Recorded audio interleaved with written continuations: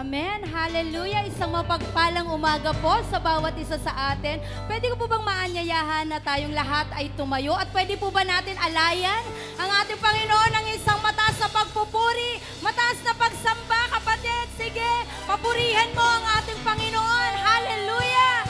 Hallelujah, Jesus. We give you praise, Lord. Hallelujah. All the glory. All the praise is yours, God. Hallelujah, Jesus. Hallelujah. Hallelujah. And this is what the Lord says in Psalm 66 verse 1. Sabi niya po dito, sumigaw sa galak ang mga nilalang. Amen. Sino po ang handa ng sumigaw dito para sa ating Panginoon? Sino po ang handa ng magbigay, mag-alay ng pasasalamat sa ating Panginoon? Kung ikaw yun, kapatid, handa ka na, pwede mo bang ibigay ang malakas mong palakpak?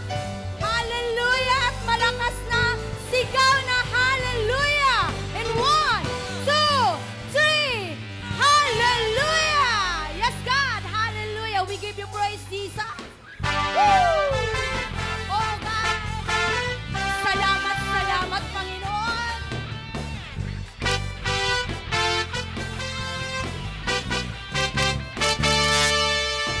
Ako sa'yo'y lumalapit, dala-dala ang awit ng pasasalamat sa lahat ng iyong gawa. Ako sa'yo'y sumasalo, punong-puno ang puso ng pasasalamat sa lahat ng iyong gawa. Di na mapipigilan pa aking ihahayag. Jesus, dakila ka sa buhay ko, itataas kita. Karapat-dapat kang tumanggap ng paborit at samba. Jesus, dakila ka sa buhay ko, itataas kita. Karapat-dapat kang tumanggap ng paborit at samba. Dakila ka. Oh, Jesus, dakila ka tunay. Oh, God.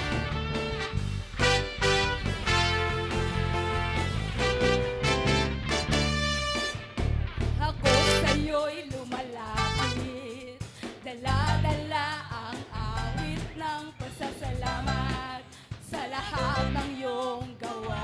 Dala mo ba yan, kapatid, sa umagang ito? Ako sa'yo'y sumasabog, punong-puno ang puso ng pasasalamat sa lahat ng iyong gawa. Di na mapipigilan pa aking ihahayag. Jesus, dakila ka sa buhay ko, itataas kita. Karapat-dapat kang tumanggap ng paborit pang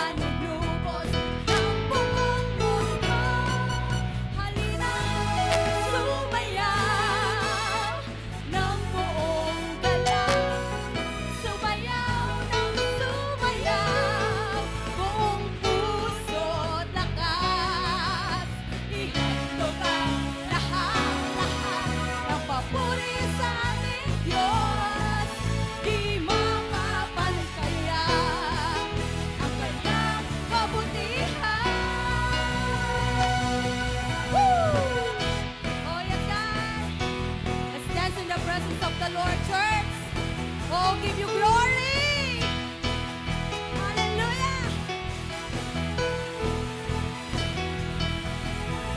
Pagsikawan, pagbuli, ang katapatan ng ating Diyos. Pag-ibig niya'y di nagbabago, panghawakan ang kanyang pangako. Sumaya ng buong gala. Sumayaw naman tayo para sa Panginoon. Buong puso't lakas, ihandog ang lahat-lahat. Ang papuri sa ating Diyos, di mapapantayan ang kanyang kabutihan. Kailan sumaya? Yan lang ba ang kaya mo para sa ating Panginoon? Alam ko meron pang ito todo yan. Buong puso't lakas, lahat-lahat. Ang papuri sa ating Diyos, di mapapantayan ang kanyang kabutihan. Sumayaw, sumayaw ng buong galang. Sumayaw, sumayaw, buong puso't lakas. Sumayaw, sumayaw. Woo! Hayag ka! Sumayaw, sumayaw, buong puso't lakas. Sumayaw, sumayaw ng buong galang. Sumayaw, sumayaw, buong puso't lakas. Minsan pa sumayaw, sumayaw ng buong galang. Sumayaw, sumayaw, buong puso't lakas. Halina't sumaya. Pwede mo bang itaas yung dalawa mong kamay na yan? Yan! Nang sumaya, buong puso't lakas. Ihandog, ihandog ang lahat-lahat. Ang papuri sa ating Diyos, di mapapantayan ang kanyang kabutihan. Halina't sumayaw ng buong galang. Sumayaw ng sumayaw, buong puso. Ang lahat-lahat, ang papuri sa ating Diyos, di mapapantayan ang kanyang kabutihan. Di mapapantayan ang kanyang kabutihan. Di mapapantayan ang kanyang kabutihan. Hey!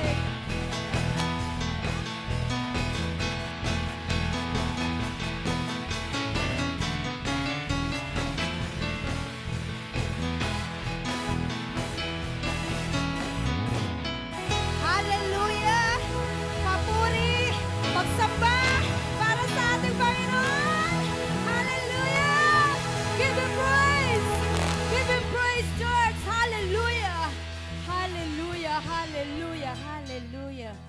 O purihin ka, aming Diyos na dakila, Diyos na buhay, Diyos na di nagbabago. Oh, hallelujah, Jesus. Hallelujah. At minsan pa, ito po ang salita ng ating Panginoon sa mga Hebreo 13 verse 8. Sabi niya po, si Jesucristo ay hindi nagbabago. Kung ano siya noon, ganun din siya ngayon. At magpakailanman, kapatid! Hallelujah! Hallelujah! Hallelujah! Kaya naman kung ano yung pangako niya noon, magpahanggang ngayon, pangako pa rin po yun ng ating Panginoon na ating panghahawakan, ating sandigan, ating kanlungan, kapatid. Hallelujah! Kailanman, Panginoon, ang pag-ibig mo sa amin ay hindi nagbago. Na tunay na bang hahawakan namin, O Diyos, ang mga pangako mo sa amin, Lord. Salamat. Salamat kasi meron kaming pinanghahawakan. Salamat, Lord, dahil may maaasahan kami sa inyo. Lord, ikaw lang ay sapat na. Ang pangako mo ay sapat na, Panginoon. Kaya naman, O Diyos, salamat. Ibinabalik namin sa inyo ang pasasalamat namin sa umagang ito, Lord. O Jesus, papuri at pagsamba ay para lamang sa inyo. Hallelujah. Let's continue to worship our God.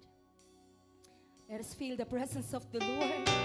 So that the presence of the Lord is in the midst of us. Hallelujah. Yes, God. Oh, Jesus. Hallelujah.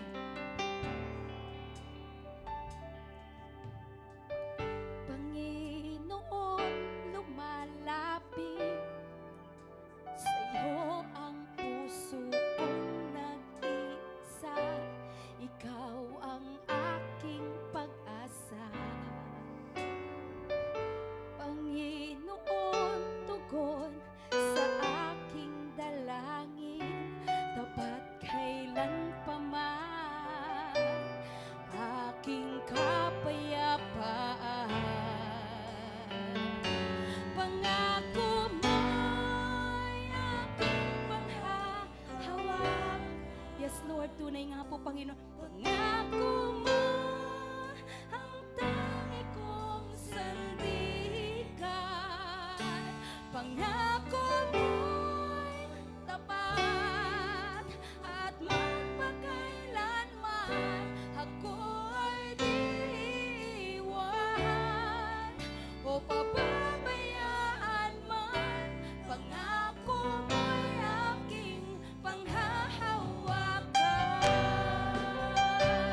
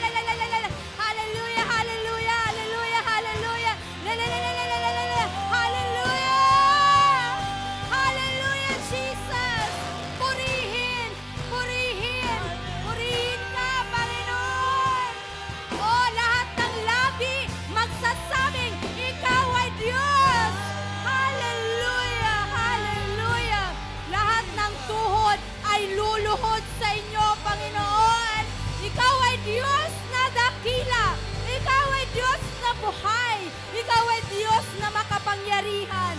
Hallelujah, hallelujah. Hallelujah, hallelujah, hallelujah. Oh, purihin ka, O Diyos. Purihin ka, O Diyos. Purihin ka, O Diyos.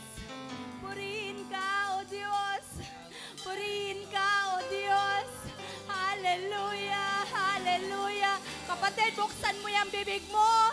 Sabihin mo yung papuri mo. Sabihin mo sa Panginoon lahat ng papuri, lahat ng pagsamba, lahat ng pasasalamat mo. Kapatid, ialay mo yan sa ating Panginoon. Hallelujah.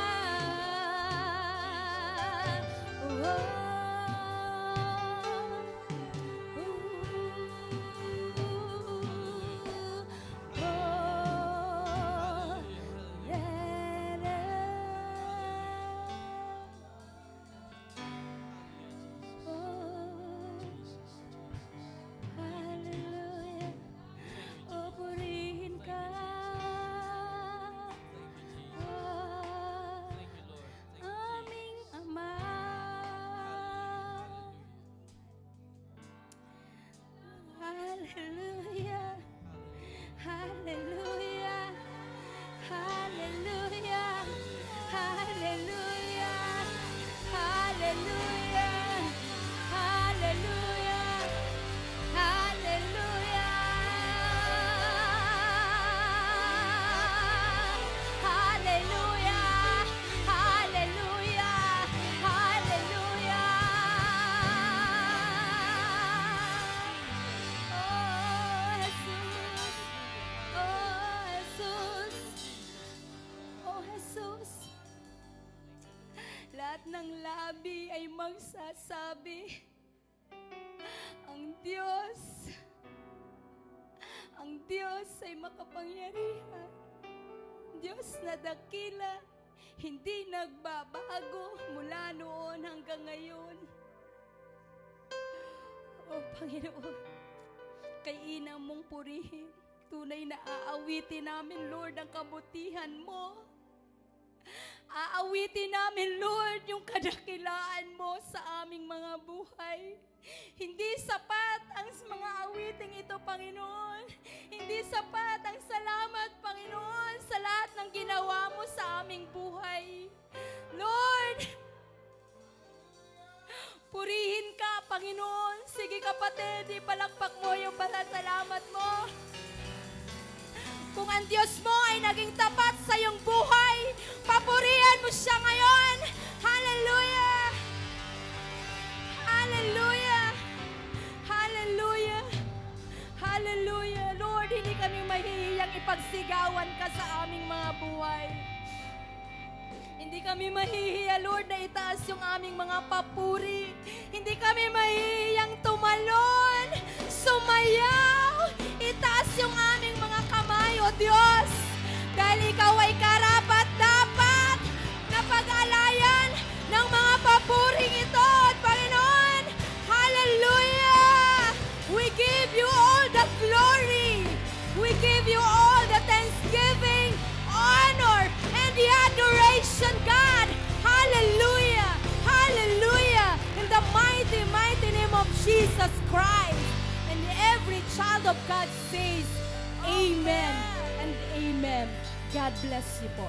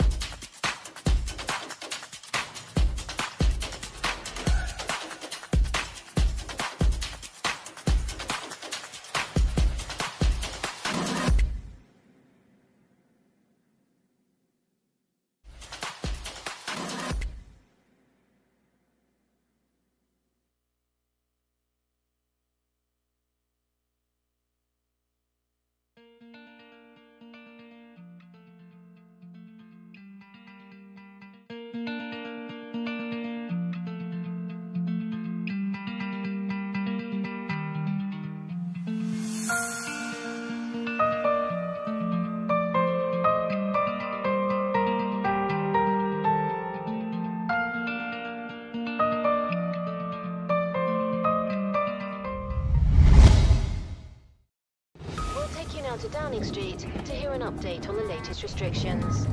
Our fight against the coronavirus is happening all across the country, in every home and in every community. Truly extraordinary efforts are underway, from care workers to thousands of volunteers, delivering essential supplies and supporting their neighbours, sharing light this Christmas.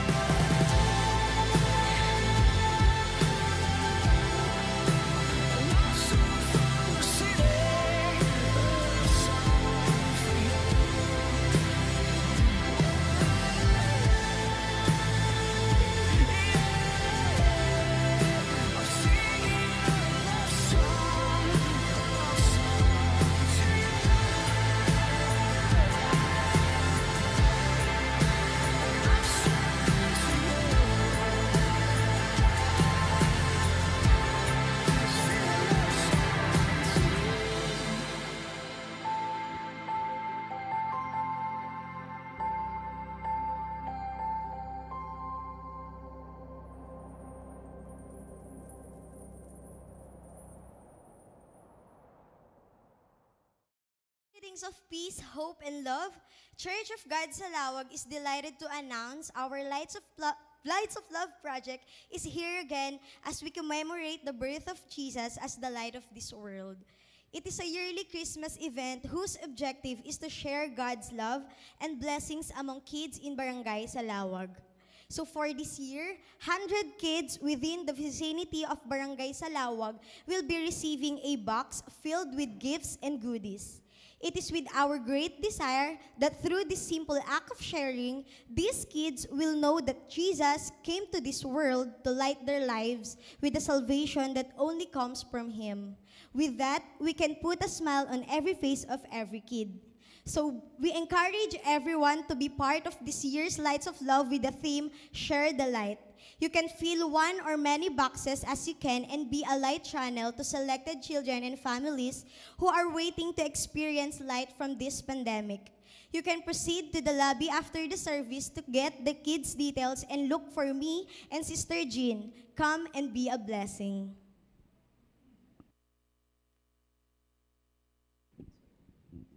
Yan. Good morning. Morning, church. Yan. Sana po maging kabahagi tayo sa programa ng church. No?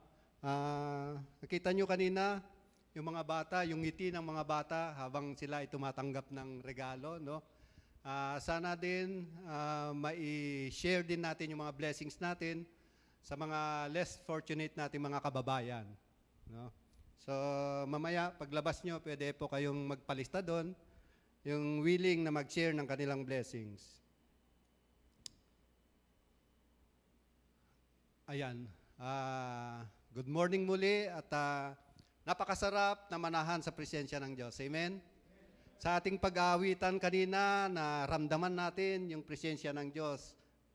Naramdaman nyo ba yon? Yun ang kasayahan ng hindi kayang bilhin ng pera.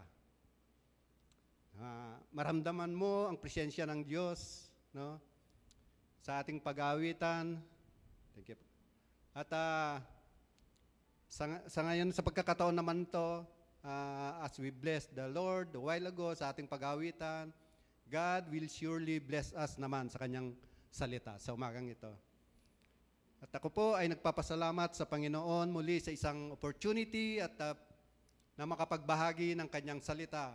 Though I'm not worthy, pero dito ako pinatayo ng Diyos upang magbahagi ng kanyang salita. Wala po akong dalang mensahe. Ang dala ko ay mensahe ng ating Panginoon. Amen? Excited ba kayo na marinig na ang mensahe ng Diyos sa umagang ito? Amen and amen. Okay, so bagong lahat, meron ba kaming mga bisita sa umagang ito? Meron ba mga first-timers dyan? Wala po. Puro mga luma pa rin. Mga luma. Okay, so let me start the message by showing you these pictures. No? Yan. Gusto niyo ba magkaroon ng ganyan? Private jet. No? Kuya Arnold, imbes na bisikleta, ang sasakyan mo ganyan. Yan. O kaya meron ka ganyan. Wow. Parang hindi bagay sa Pilipinas ganyan. Lubak-lubak ang kalsada natin. Sira ka agad yan. O kaya maraming ganyan. Or, meron kang malaking bahay o palasyo. Wow, gusto niyo bang magkaroon ng ganyan? Ako gustong-gusto ko. No? Gustong-gusto kong magkaroon lahat ng ganyan. O kaya maranasan man lang. No? Pero, kung sasabihin sa iyo ng Diyos, anak, huwag ka dyan titira. Dito kita patitirahin. Sa isang disyerto. Ano kaya ang mararamdaman mo? Sa disyerto, ni wala kang kapitbahay, walang gadget, walang malls, walang entertainment, hindi mo ma-enjoy ang buhay dyan. Pero dyan ka dadalhin ng ating Panginoon. At yan po ang pag-uusapan natin sa umagang ito. Ang text po natin ay makikita natin sa Mark chapter 1 verses 11 to 14. Ang sabi diyan, "And a voice came from heaven, 'You are my son, whom I love. With you I am well pleased.' At once the Spirit sent him out into the wilderness, and he was in the wilderness 40 days, being tempted by Satan. He was with the wild animals, and angels attended him. After John was put in prison, Jesus went into Galilee proclaiming the good news of God." Tayo po'y manalangin. Hallelujah. Lord, Father God, kami po'y nagpapakumbaba sa iyong harapan sa umagang ito. Lord, buksan mo ang aming puso. Lord God, bigyan mo kami ng receptive heart, Panginoon, para sa mensahe mo sa amin sa umagang ito, Lord God. And Lord God, as I deliver your word, Father, anoint my lips, Panginoon, upang maingat kong maibahagi ang iyong mensahe sa iyong mga anak, Lord God. Lord, we commit to you this service, Panginoon. Samahan mo kami ng iyong banal na Espiritu. Hayaan mo na ikaw lang ang maitaas sa aming kalagitnaan. Ikaw lang ang mag-glorify, Panginoon. And this we pray in Jesus' mighty name. Amen and amen. I have entitled this message, The Wilderness Experience. Bilang background po, pagkatapos ng ating Panginoon na mabautismohan, pagkaahon po niya mula sa tubig, meron pong isang tinig, ang tinig na nagmumula sa ating Diyos Ama, at sinabi, dineclare ang ating Panginoong Hesus, ang sabi diyan, "You are my son." Dineclare ng ating Amang Diyos, ng ating Panginoong Hesus, ang kaisa-isang anak ng Diyos, ang Messiah, ang tagapagligtas ng mundo. Ito ang kanyang identity sa ating Amang Diyos. Siya ang kaisa-isang anak ng Diyos, at tayo din bilang mga anak ng Diyos. Noong tayo ay sinuko natin ating buhay sa Panginoong Diyos, tayo ay nagsisi at tinanggap natin ang Panginoong Hesus bilang Panginoon at tagapagligtas. Tayo rin ay merong identity sa ating Panginoong Diyos. Alam nyo ba yon na meron kayong identity? Baka hindi nyo pa alam. Ang sabi diyan sa John chapter 1 verse 12, sabi diyan, to all who did receive Him, si Jesus Christ, to those who believe in His name, He gave the right to become children of God.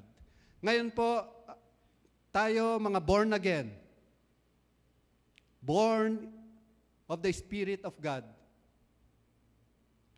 Tayo po ngayon ay tinatawag na mga anak ng Diyos. Lahat ay nilikha ng Diyos, pero hindi lahat ay anak ng Diyos. Tayo na isinuko natin ang ating buhay sa ating Panginoong Yesus, tayo ay meron ng karapatang tawaging anak ng Diyos. Ito po yung identity natin sa ating Diyos Ama. Ay sabihin mo, anak pala ako ng Diyos. Baka hindi mo alam, kapatid. No? Mula nung isinuko mo ang iyong buhay, ikaw na ay anak ng Diyos. Ikaw na ay kabilang sa kapamilya ng Diyos. No? So, let's move on. What is wilderness? A wilderness is a place of nothingness. A place of discomfort. Wala kang makitang maganda sa disyerto, sa ilang. Wala kang kapitbahay. Wala kang kaibigan. Wala kang mahingan ng tulong sa wilderness. Kagaya ng picture kanina, pinakita. Pero minsan dadalhin tayo ng Diyos dun sa ilang, dun sa wilderness. Bakit? Mamaya po, yun po ang pag-uusapan natin. Bakit tayo dinadala ng Diyos dun sa wilderness? Wilderness experience, this is the tough times in which a believer endures discomfort and trials. Ikaw na ngayon bilang anak ng Diyos, lahat tayo, walang exemption, ay dadalhin ng Diyos dun sa wilderness ng buhay. Dito, susubukin ng Diyos ang kanyang mga anak. Why? Meron siyang gustong ituro sa kanyang mga anak. Yun po yung pupuntusin natin sa umagang ito. Dadalhin ka ng Diyos sa kawalan. Maaring yan ay financial. Malimit dyan eh. Sa financial, material, physical, emotional, relationship, magulo ang iyong pamilya. Bakit pa tayo dinadala ng Diyos dyan? Gusto ba ng Diyos pahirapan tayo? Hindi po. Meron lang gustong ituro ang Diyos. Ang gusto ng Diyos, pagpalain ang buhay mo. No? Pero kailangan natin pagdaanan ang wilderness na yan. Jesus was led by the Spirit into the wilderness, not by His choice, but by the will of God. Ang ating Panginoon, pagkatapos siyang mabautismuhan, siya ay puspos ng banal na Espiritu ng Diyos. Pero, dinala pa rin siya ng Diyos dun sa ilang, sa wilderness. Hindi ibig sabihin na kapag ikaw ay dinala na ng Diyos sa wilderness, hindi ibig sabihin na, ano pa itong nararanasan ko? Siguro ito yung kaparusahan ng aking kasalanan. Tayo po, ang lahat ng kasalanan natin ay hinugasan na ng ating Panginoong Yesus. Amen ba yon? Alam mo ba yon? Hinugasan. Iba naman yung nakagawa ng kasalanan at inaani mo ang consequence. Merong consequences kapag ikaw ay gumawa ng kasalanan. Iba namang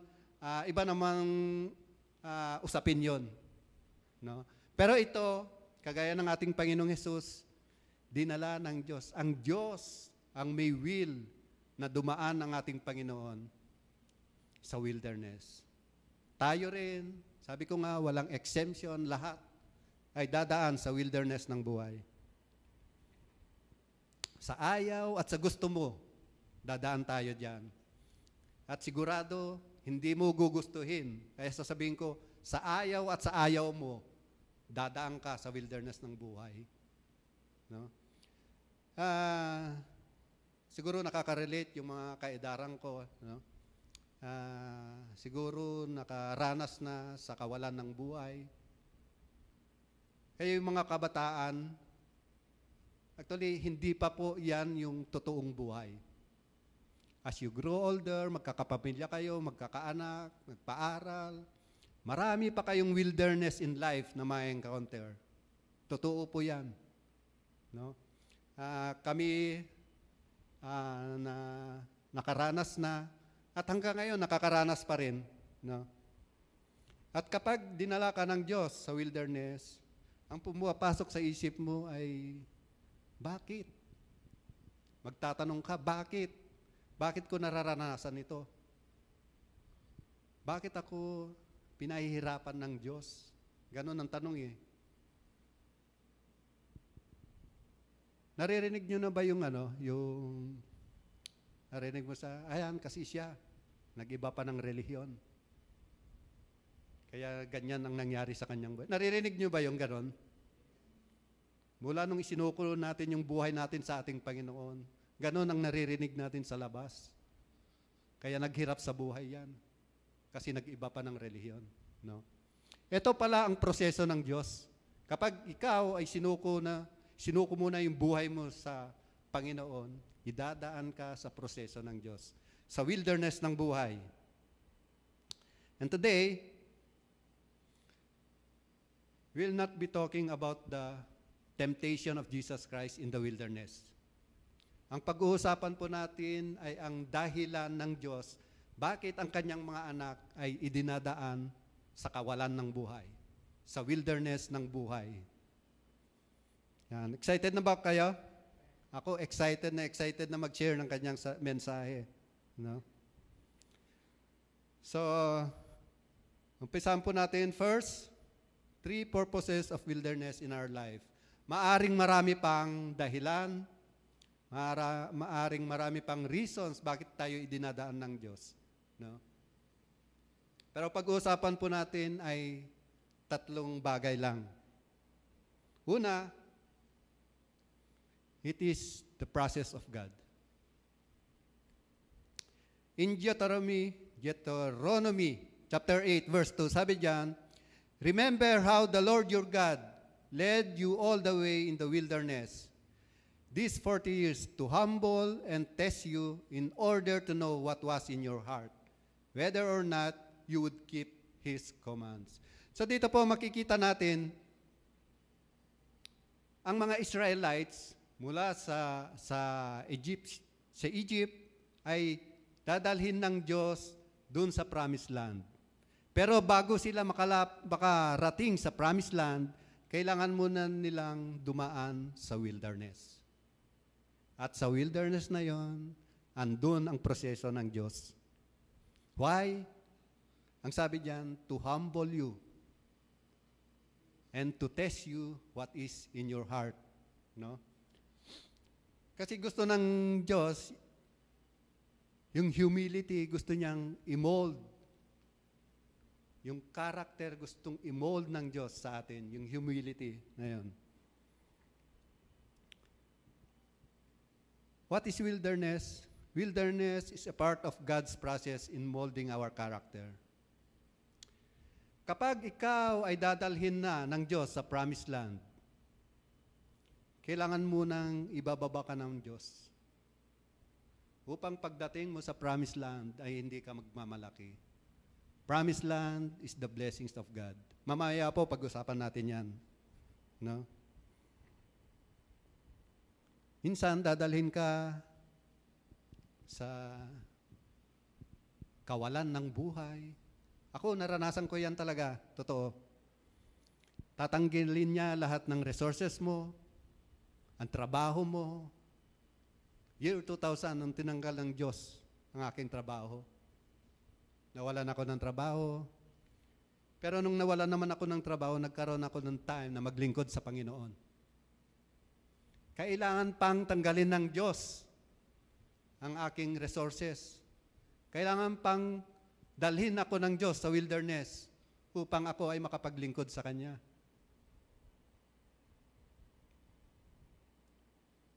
Mahirap at mahirap talaga sa wilderness. Pero ito ang proseso ng Diyos Alam niya ang kanyang ginagawa. Meron siyang magandang layunin sa buhay mo. Mamaya po, malalaman natin yan. Ang sabi niyan, to humble you. Mamaya po, lalo nating idiin yan, yung humility. No? Testing what is in your heart. Kapag dinala ka ng Diyos sa wilderness, sa kawalan ng buhay, lalabas at lalabas kung ano ang laman ng puso mo. Kapag ikaw ay walang-wala na, sagad na, maglilingkod ka pa rin ba sa Diyos? Kapag ikaw ay nasa wilderness, susunod ka pa rin ba sa Diyos? Susunod ka pa rin ba sa Diyos kahit may pagkain o wala, may pera o wala? Ang hirap po sumunod sa Diyos kapag wala kang pera. At lalong mahirap sumunod sa Diyos kapag marami kang pera. Sa totoo yan. Totoo yan. Why? Uunahin mo ang magpayaman at magpayaman at magpayaman. At wala ka ng time para sa Diyos.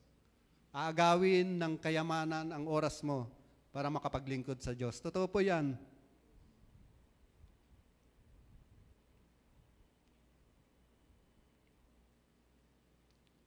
In Matthew chapter 8, verse 19 to 20, ang sabi diyan, then a teacher of the law came to him and said, Teacher, I will follow you wherever you go. Jesus replied, Foxes have dens and birds have nests, but the Son of Man has no place to lay his heads. Sabi na isang teacher of the law, Panginoon, susunod ako sa iyo. Sabi ng ating Panginoon, talaga ba gusto mong sumunod sa akin? Pinapauna ko na sa iyo. Ang pagsunod sa akin, walang pera dito. Ang pagsunod sa akin, ako mismo, wala man lang akong mahigaan na unan. Ngayon, gusto mo pa rin ba sumunod sa akin? Kaya mo bang sumunod sa akin kahit wala kang pera? Yan ang sinasabi ng ating Panginoon. There is a cost of following Jesus. Lalabas at lalabas kung ano talaga laman ng puso mo. Hanggang saan ang pag-ibig mo sa ating Panginoon. Kapag ikaw ay dinaan ng Diyos sa wilderness ng buhay. Susubukan at susubukan ng Diyos yan. Maaaring sasabihin mo, Panginoon, saka na lang ako maglingkod sa iyo. Kapag okay na ang finances ko. Panginoon, saka na lang ako susunod sa iyo. Kapag maayos na ang aking pamilya. Napakagulo ang aking pamilya, palagi kami nag-aaway. Maling-mali po yung ganyong kaisipan, kapatid. Dapat ang gawin po natin, maglingkod ka sa Panginoon at aayusin ng Diyos ang iyong finances. Unahin mo maglingkod sa Panginoon at siyang bahalang aayos sa iyong pamilya. Kapag ikaw ay naglingkod sa Panginoon, inuna mo siya, ipapakita din naman ng Diyos yung kanyang kapangyarihan kung paano siya mag-provide sa iyong mga pangangailangan. Kung paano niya aayusin ang iyong pamilya. Hindi mo kaya yan, ayusin. Siya lang ang may kapangyarihan ng ating Panginoon. Of course, kapag tayo po ay naglingkod sa Panginoon, no, hindi tayo maglilingkod sa Diyos dahil gusto nating pagpalain tayo ng Diyos. Maling motibo po yon, kapatid. Maglilingkod ka para pagpalain ka ng Diyos. Paano pag walang pagpapala? Hindi ka na maglilingkod. Dapat po ang paglilingkod natin sa Panginoon, pagsunod natin sa Panginoon, ay dahil mahal natin ang Diyos. Maglingkod tayo sa Panginoon dahil napakadami ng mabuting bagay ang ginawa ng Diyos sa buhay mo. Kaya ikaw ngayon ay nandyan, merong lakas. Nakakarating dito. Nagsisimba dahil maraming mabuting ginawa na ng Diyos sa iyong buhay. makabawi-bawi man lang sa Panginoon kahit konting bagay man lang. At alam naman natin, hindi natin kayang masuklian yung kabutihan ginawa ng Diyos sa ating buhay. Maibigay man lang natin yung buhay natin para sa paglilingkod ng Panginoon. Amen ba yan? Amen. Minsan, sa finances tayo palaging, sa kawalan ng finances tayo dinadala ng Diyos. Kakarelate ba kayo dyan? Ako, madalas dyan eh. Madalas dyan eh. Minsan, kapag wala ng pera sa pamilya, talagang nandun yung away mag-asawa. Pinag-aawayan pag walang pera. No? Ako mapalad, wala na yung misis ko. Ako mapalad dahil nung nasa wilderness ako, hindi ako iniwan ng aking asawa. No? Talagang sinamahan niya ako sa wilderness ng buhay. No? Minsan dyan nag-uumpisa ang away eh. No? Alam niyo po itong si Lolo Jose. Kilala, bagong karakter to eh, si Lolo Jose. Kapitbahay ni Dodong to. Malayong kapitbahay ni Dodong. Alam niyo po itong si Lolo Jose, isang matanda na, masyadong matanda na. No? At napapansin ni Dodong na palaging dumadaan araw-araw sa harap ng kanilang bahay. No? Tapos tinanong na ni Dodong, sabi niya, Lo, napapansin ko, palagi kayong dumadaan araw-araw sa aming bahay at parang ang lakas-lakas nyo pa. No? Sabi ng lolo, iho, kaya ako naglalakad dito dahil ito yung exercise ko, sabi niya. No? Sabi ni Dodong, ano bang sikreto nyo? Ilang taon na ba kayo? Sabi ni lolo, 110 years na ako, iho. No? At ang sikreto ko ay palagi kaming nag-aaway ng aking misis. Sabi ni Dodong, Lolo naman, niloloko nyo ako eh. Dapat nga mapabilis yung buhay mo eh. Naku, kayong mga kabataan, wala kayong kaalam-alam sa buhay, sabi ni Lolo.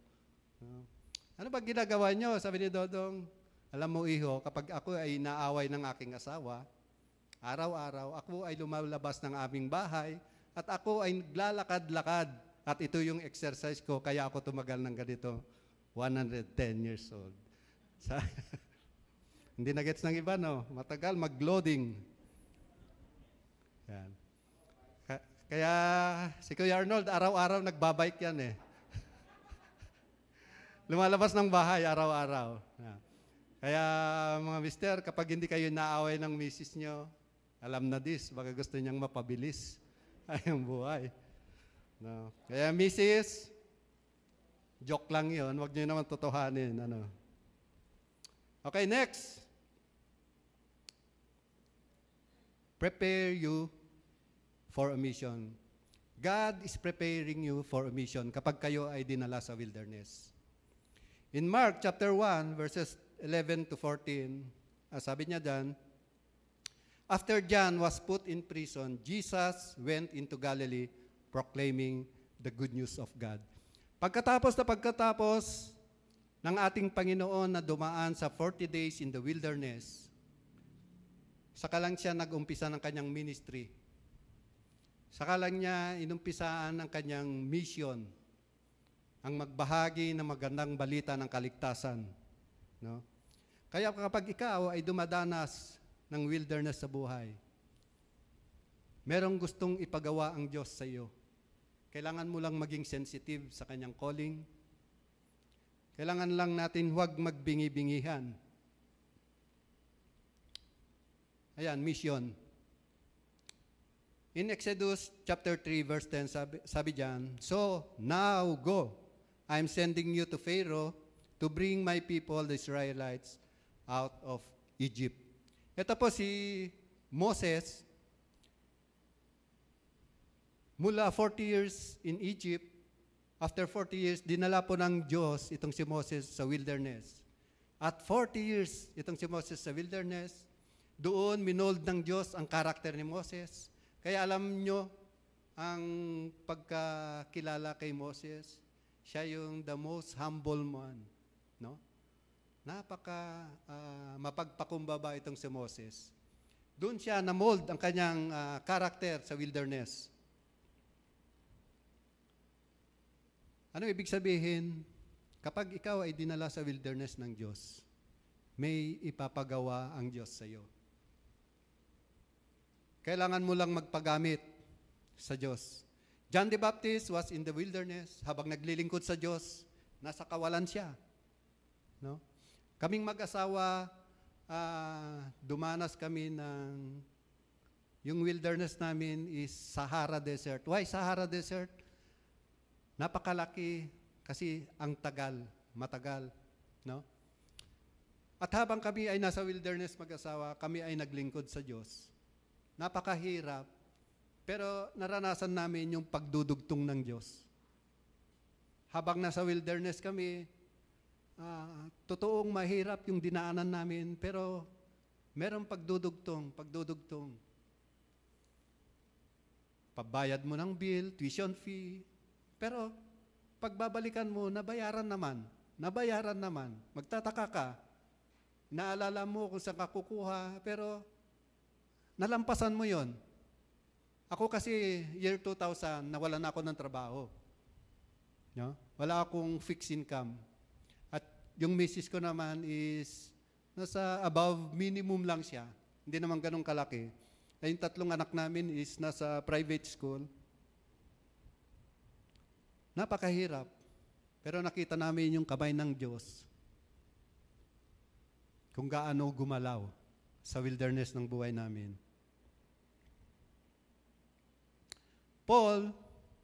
Si Pablo, 3 years in Arabia. Hindi ito yung Saudi Arabia ngayon. Ibig sabihin, nasa wilderness siya, pagkatawag siya ng ating Panginoon, ay hinubog muna siya 3 years in the wilderness bago siya nag-impisa ng kanyang ministry. God is equipping, training, and preparing you to do His work. Kaya ikaw, kung ikaw ay dumadaan sa wilderness ng buhay ngayon, gusto kang gamitin ng Diyos sa kanyang kingdom. Gusto niyang maranasan mo yung isang pribilehiyo na maglingkod sa kanyang kingdom. Sa dinami-dami ng tao sa mundo, 7 billion, ikaw ay pipiliin ng Diyos upang maglingkod sa Kanya. What a privilege! The King of Kings and the Lord of Lords, maglilingkod ka. Wow!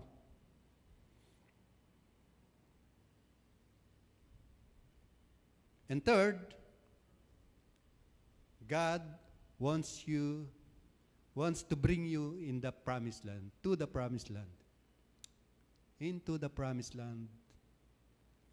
After mong maranasan yung proseso ng Diyos sa wilderness, after mong maranasan at nag-decide kang maglingkod at sumunod sa Diyos, ang gusto ng Diyos ay pagpalain ang iyong buhay. Totoo po yan, dadalhin ka sa promised land. In Exodus chapter 3, verse 8, "So I have come down to rescue them from the hand of the Egyptians, and to bring them up out of that land into a good and spacious land, a land flowing with milk and honey, the home of the Canaanites, Hittites, Amorites, Perizzites, Hivites, and Jebusites." Ang gusto ng Diyos ay pagpalain ang buhay mo. Dadalhin ka sa promised land. Totoo po yan. Kailangan lang dumaan ka muna sa wilderness ng buhay. Kasi pagdating mo sa promised land, dapat hindi ka magmamalaki. Alam niyo po,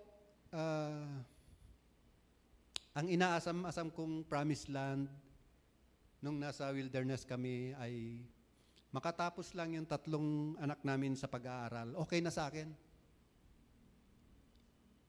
Yun ang pinakaasam-asam kong promised land. Okay nang walang bahay, okay lang wala nang sasakyan. At alam nyo po, dinala kami ng Diyos sa promised land. katapos yung 3 anak namin. At mamamangha ka kapag ikaw ay nagpagamit at sumuko sa proseso ng Diyos. Mamamangha ka, hindi lang yung promised land, bibigyan ka pa ng bonus. Ang gusto ko, makatapos yung 3, binigyan pa kami ng bahay at sasakyan. Ganon kabuti ang Diyos. Totoong-totoo yan kasi naranasan ko mismo. Yun ang patotoo namin sa buhay. At kapag ikaw, kapatid, ay dinala na ng Diyos sa promised land, kapag ikaw ay blessed na ng Diyos, nawa, huwag po nating kalilimutan ito. God wants to bless you. And when God has brought you into the promised land, remember, wag po tayong nating kakalimutan ito kapag tayo na ay pinagpala ng ating Panginoon. Please and please. In Deuteronomy chapter 8 verse 18, sabi diyan, "But remember the Lord your God, for it is He who gives you the ability to produce wealth. So confirms His covenant, which He swore to your ancestors, as it is today."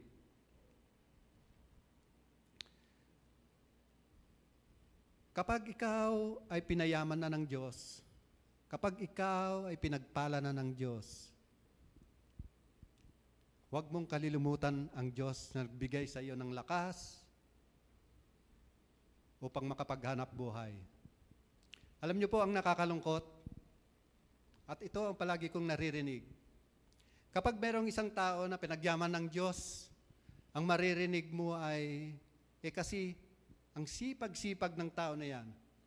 Kasi yung tao na yan, kaya yumaman, madiskarte sa buhay. Kasi, kaya yumaman yan, napakatalino yung tao na yan. Now,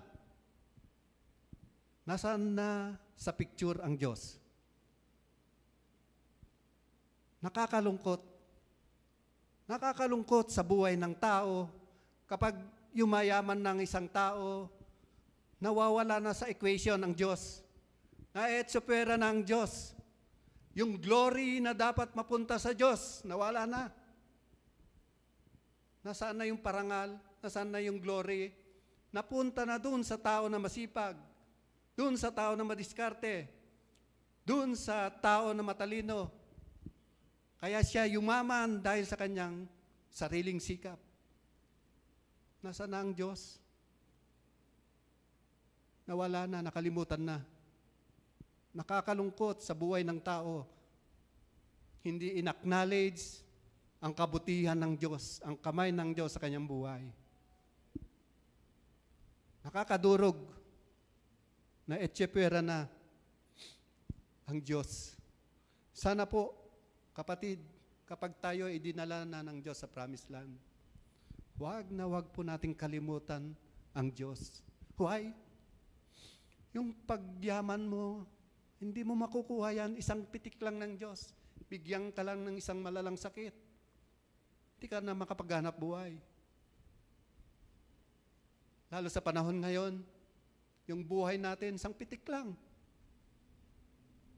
Nagdadrive ka sa kalsada, pag uwi mo, abon na. Hindi mo hawak ang iyong buhay. Kaya wag po nating kalilimutan ang Diyos sa ating buhay. Amen? Amen.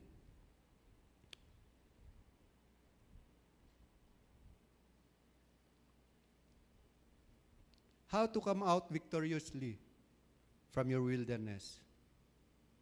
Una po, avoid complaining. Tayo dadalhin ng Diyos sa promised land.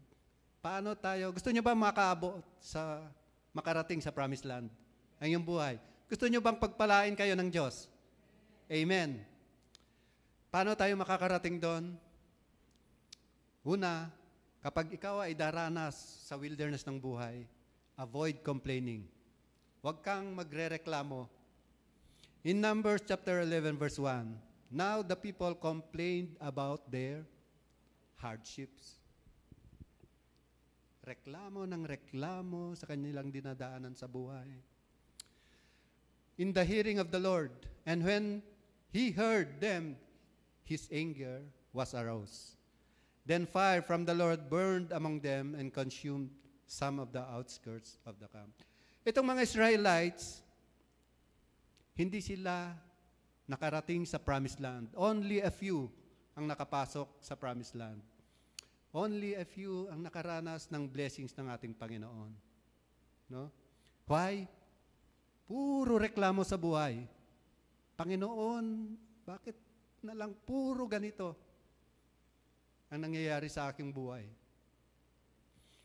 Iba po yung, alam nyo kasi yung complaining is repetitive, palaging mareklamo sa buhay.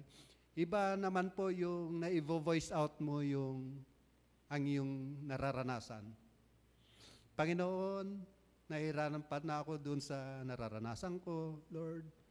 Pwede ba mo akong tulungan? Yung talagang bilang ama ay nilalabas mo kung ano yung totoong nararamdaman mo. Pero itong mga Israelites, puro sila reklamo sa buhay. Ang dami na nilang nakitang mga miracles, reklamo pa rin ang reklamo. Marami ng kabutihan ang ginawa ng Diyos sa kanilang buhay, reklamo pa rin. No? Ngayon kapatid, kung gusto mong mapadali ang iyong dinadaanan, sila umabot ng 40 years. Na-extend ang kanilang wilderness. Why?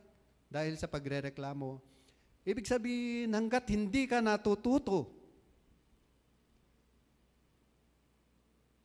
hanggat hindi ka natututo sa buhay,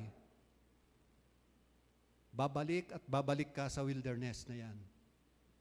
Ibabalik ka ng Diyos. Hanggat hindi ka natututo. Ano ba yung tinuturo sa iyo? Humility, patience, Christ-like character.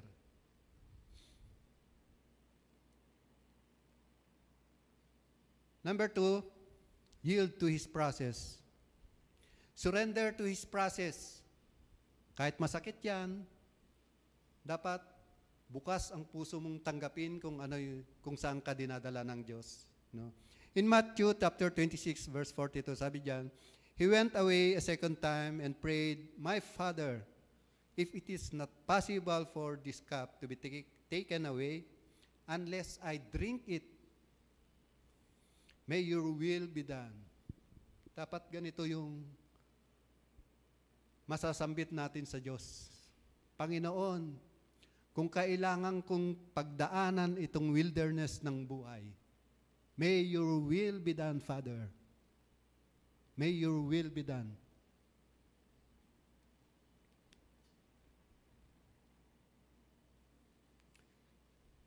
Alam ng Diyos ang kanyang ginagawa. Ang nakikita lang natin sa ating buhay ay parang yung puzzle, isang piece lang ng jigsaw puzzle. Pero ang Diyos, nakikita niya yung kabuuan ng buhay mo. Alam niya yung beginning at ending ng buhay mo. Kaya surrender, tanggapin mo kung saan ka pinapadaan ng Diyos, ng maluwag sa iyong puso. And number 3, at dito pa tayo magtatapos, wait for His providence. Ang ating Panginoong Jesus, 40 days and 40 nights in the wilderness, hindi po siya nagreklamo after 1 week. Siyempre, gutom na gutom ka na. 2 weeks, 3 weeks. Hinintay niya ang tulong ng ating Panginoon. Sabi diyan, and He was in the wilderness 40 days, being tempted by Satan. He was with the wild animals and angels attended Him. Kapatid, kapag ikaw ay nasa wilderness, in the wilderness, you will encounter God. Doon ka kakatagpuin ng Diyos, kagaya kay Moses. Hindi nakatagpo ni Moses ang Diyos sa Egypt, kundi sa wilderness. In the wilderness, nandun pa rin ang kamay ng Diyos. Kagaya kay Hagar. Nung si Hagar ay nasa wilderness, gutom na sila, nandun ang provision ng Diyos. Ang ating Panginoong Jesus, nung nagpakain ng 4,000 and 5,000, hindi nagpakain ng Diyos dun sa bayan. Nagpakain ng ating Panginoon dun sa ilang na lugar, in the wilderness. Hinintay pa ng ating Panginoon na magutom ang mga tao bago niya pakainin. Why? Doon niya ipapakita naman ang kanyang kapangyarihan, ang miracles ng Panginoon. Kaya kapatid, kapag ikaw ay dumaranas sa wilderness ng buhay, as you wait for the provisions of the Lord, keep on praying. Don't give up in praying. Dahil sa wilderness mo, doon mo mararanasan ang kapangyarihan ng Diyos. Doon naman niya ipapakita kung gaano siya makapangyarihan sa iyong buhay. Upang pagdating ng araw, kapag ikaw ay blines na ng Panginoon, masasabi mo, ikaw na nga talaga, Lord, ang nagpala sa akin.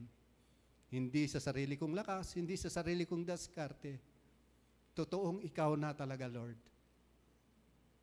Andun na yung humility mo sa iyong buhay. Amen? Hallelujah, Lord. Father God, maraming salamat sa umagang ito, Lord. Thank you for your word, Father. Oh, Lord God, napakabuti mo sa iyong mga anak, Panginoon. Meron ka palang magandang layunin sa aming buhay, Panginoon Diyos.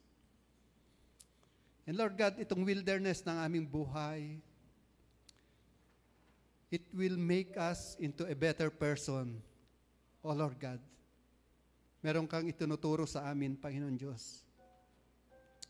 And Lord God, habang nasa wilderness kami, Ama, Lord, we pray na samahan mo kami ng iyong presensya, Panginoon.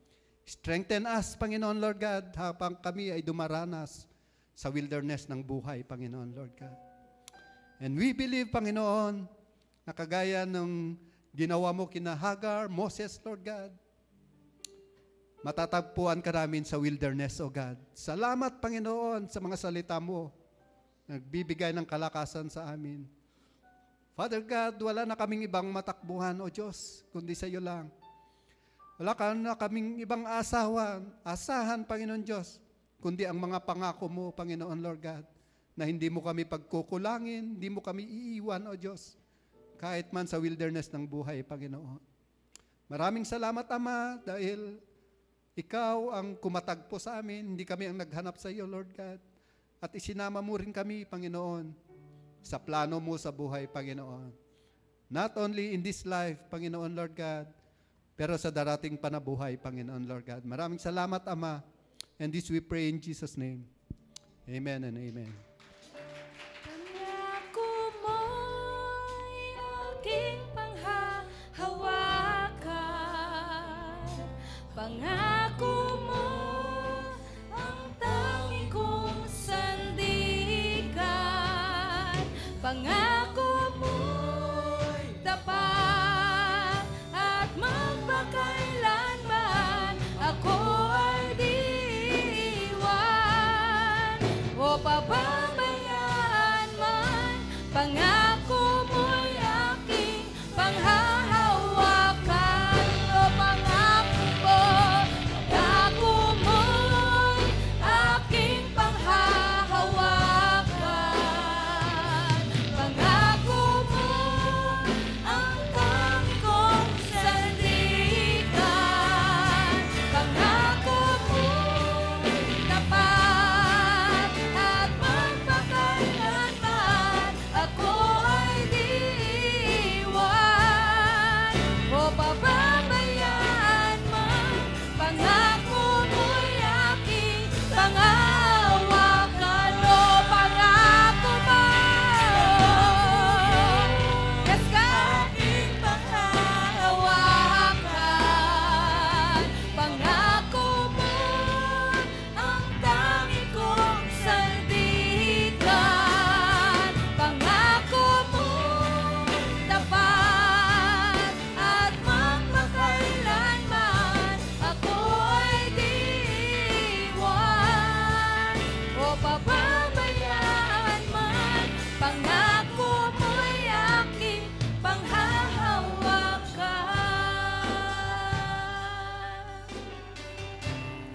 Sige po, isang malakas na palakpak para sa ating Panginoon. Hallelujah! Church, tayo pa ay na-bless ngayon. Amen. Sige po, at sa pagkakataong tayo, i-bless naman natin ng Panginoon sa pamamagitan ng ating pagbibigay ng ating tithes and offering. Taas po natin ang ating kaloob. Hallelujah, Lord, Father God, napakabuti mo sa bawat isa sa amin. Maraming salamat sa kalakasan araw-araw na upang kami ay makapaghanap buhay, Panginoon, Lord God. Salamat sa protection mo sa aming pamilya, Panginoon, Lord God, sa kalusugan, O Diyos. Lord, marami kang pagpapala na hindi namin nakikita. Pati yung hindi namin nakikita, O Lord, maraming salamat, Panginoon. And Lord God, nandito po ang aming mga kaloob sa iyo, Lord. Father God, tanggapin niyo po ito na magamit, Panginoon, for the furtherance of your kingdom here on earth, Panginoon, Lord God. Lord, maraming salamat muli. In this we pray in Jesus' mighty name. Amen and amen.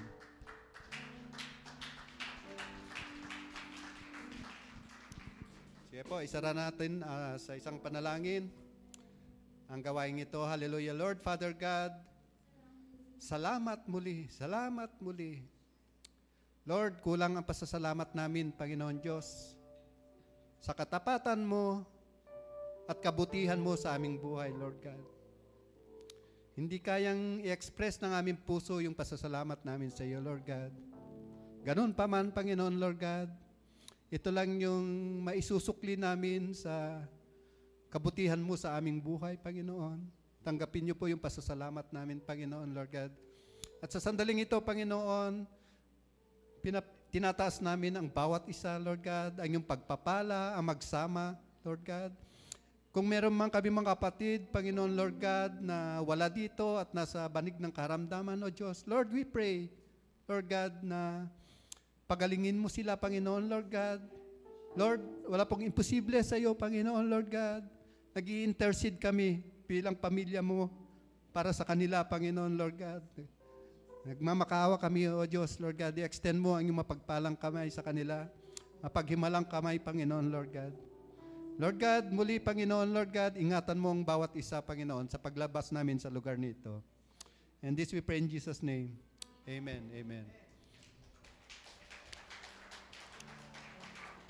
Sige po, itaas natin ang ating mga kamay as we receive the blessings of the Lord. May the Lord bless you and protect you. May the Lord smile on you and be gracious to you. May the Lord show you His favor and give you His peace. In the name of the Father and of the Son and of the Holy Spirit. Amen and amen. Charles, God bless you. God bless us all. See you next Sunday. Woo!